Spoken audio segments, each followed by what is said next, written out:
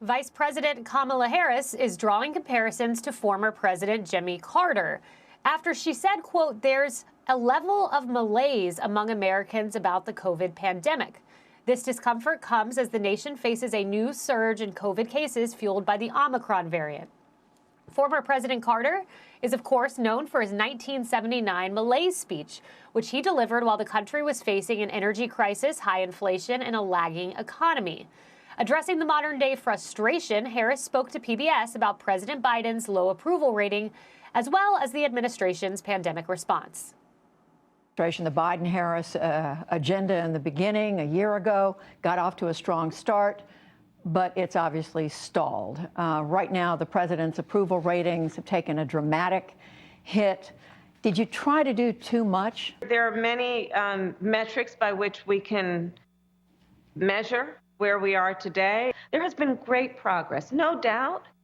You know, COVID, for example, I mean, everybody is frustrated with that. And I understand and I fully appreciate there is a level of malaise.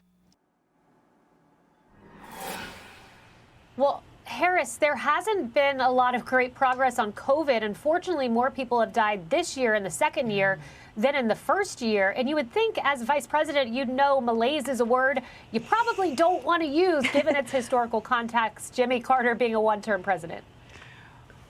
Communications, Kamala Harris. I talk about it every day. They're like the two flavors in the Starburst pack that don't go together.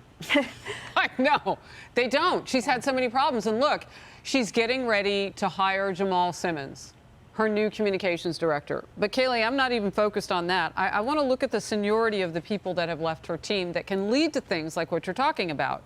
I won't call out all their names, just their titles.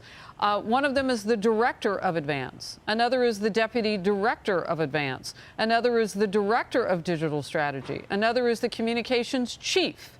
Another is senior advisor and chief spokesperson. Another is deputy director of public engagement. Another is director of press operations.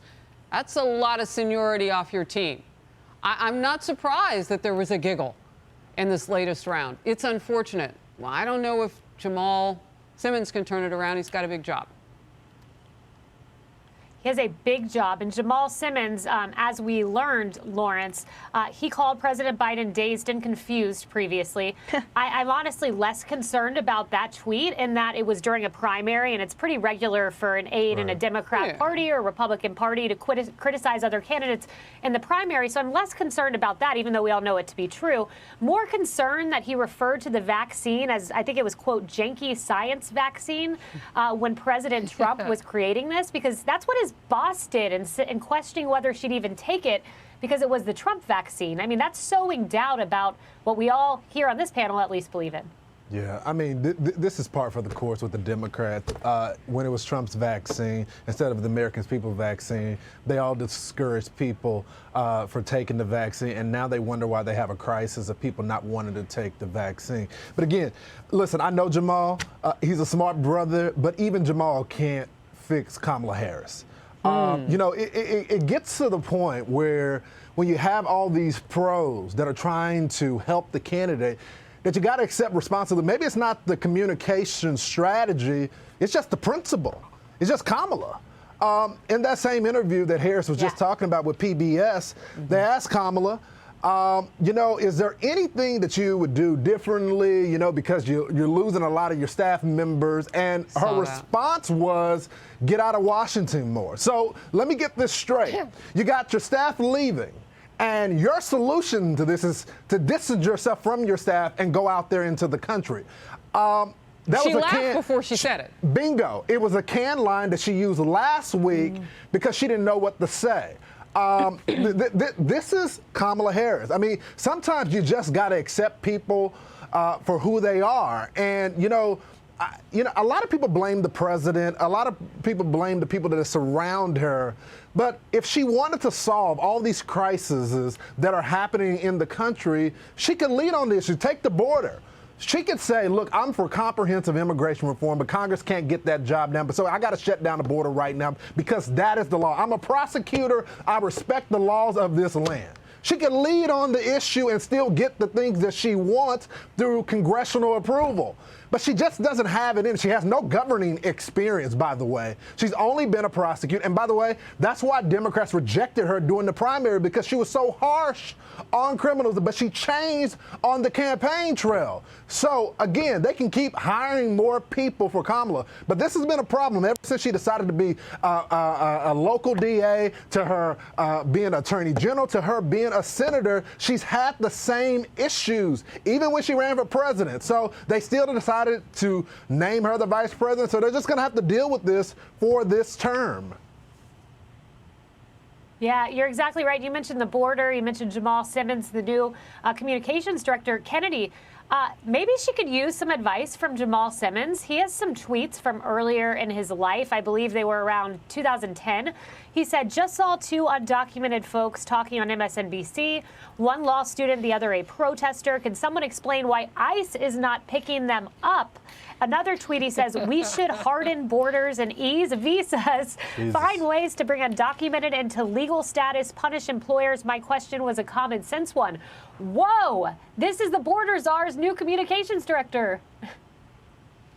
It's really funny because what her team needed to do was take a deep dive before they signed on the dotted line with Jamal. I appreciate that he's honest. I think she actually needs someone in her orbit who is honest and calls him like he sees him. I actually think that that would benefit her because, you know, she's probably hiring career sycophants who just tell her she's doing a great job, even though she's running into the same problems over and over and over again, meaning she's saying the same wrong things when she's asked the same questions, and that leads to the frustration that she's not reading her briefs. We talked about that earlier this week. And again, she continues to blame people. So what she's essentially doing is the fact that we've got cases skyrocketing because this engineered virus keeps mutating. She's now blaming people for their malaise.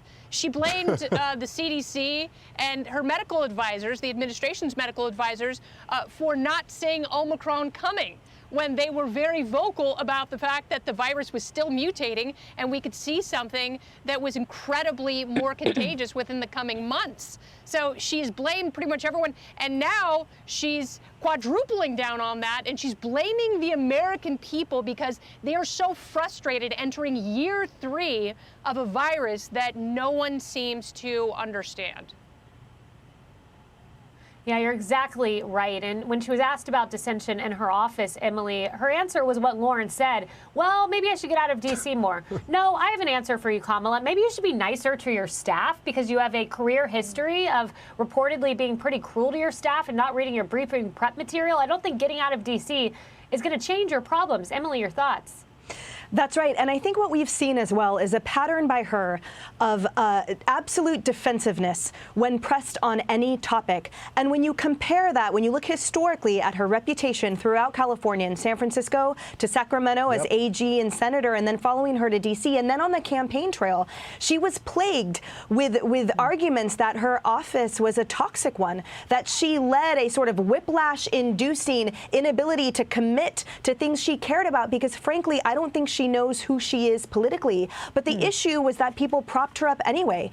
People identified her as the next Democratic superstar because she checked some boxes they wanted her to. She made a lot of promises throughout her tenure and her political career that sort of encumbered her to Silicon Valley when she would pay lip service, however, to victims of cyber crimes, et cetera. That's just one example of a contradiction, of a hypocrisy that people see in her. So I think all of a sudden she's frankly in the VP office and she has had no true experience of leadership where she received those criticisms, received those policies pushback in a way that made her stronger. And her answer when pressed, for example, by that reporter that said, have you taken on too much? We know that these jobs aren't one-person jobs. But if she would demonstrate to us that every day she was moving the ball an inch further, 1 yard at a time, and articulated to us exactly how and why, we would all have a lot more respect for her. Yeah, we need her to play more like Patrick Mahomes or Tom Brady.